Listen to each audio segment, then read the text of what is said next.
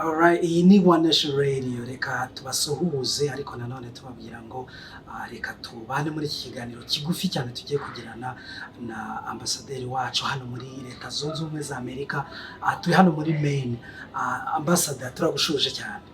Muraho neza. Iki gikorwa cyo kwibuka ko jenoside yakorewe Abatutsi kiri hano muri Maine, mwacyakiriye mute? Mbere ya byose mwacyakiriye gute?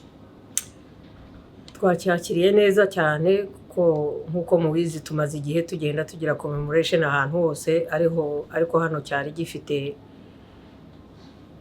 ikintu mbega cyo kurusha n'ibindi, kubera ko urabona haje abantu benshi kandi harimo abantu aba survivors ba genocide bari baje, na za organization nyinshi cyane zifasha abo bantu n'abanyarwanda bose mbega, ariko cyane cyane hakazamo n'abanyamahanga baje bose kugira ngo baze kwifatanya n'abantu muri iki gikorwa.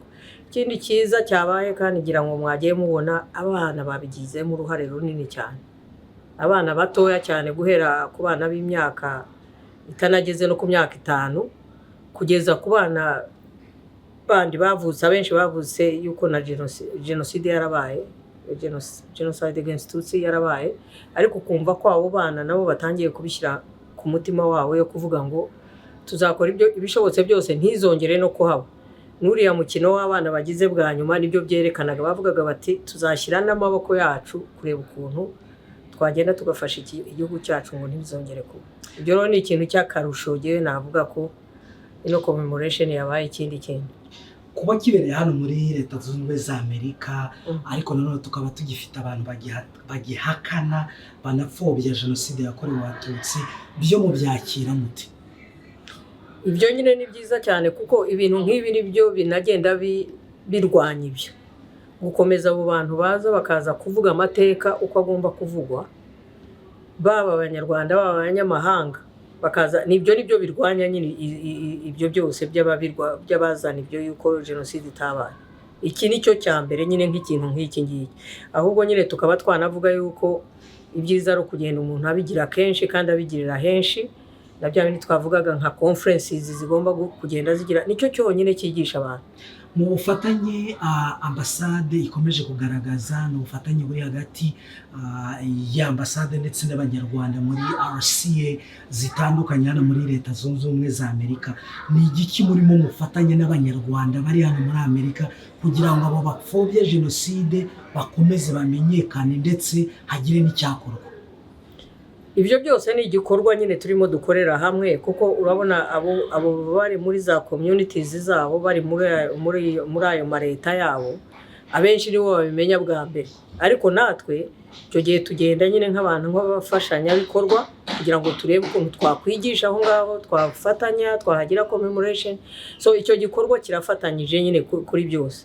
Ni ukuvuga ibi byose nyine mwumvise nayibuka, kugira ibuka hano muri Amerika yaradufashije cyane, kubera yuko twese dukora ni nko kugira mbega gute babyita ngo iki, ubufatanye bukomeye cyane. Ntabwo nkuko nabivuze, ntabwo leta yabikora yonyine, kandi nizo organization nazo ntabwo zabikora zonyine, twese tugomba gufatanya muri ubwo. Reka dusoreze ku butumwa bw'abantu ba hano by'umwihariko ba Maine. Ni we butumwa bahereza? Ubutumwa nabahereza ni ku banyarwanda, icyo navuga no gukomeza bakoresha ingufu bafite, kuko bafite hano ingufu, bafite abantu babemera, bafite abantu bagiye babakira. Mwabonye aho guverineri aza kohereza message, mayor akaba yicaye hariya kugeza turinda turangiza, abantu bo muri Congress bakaza.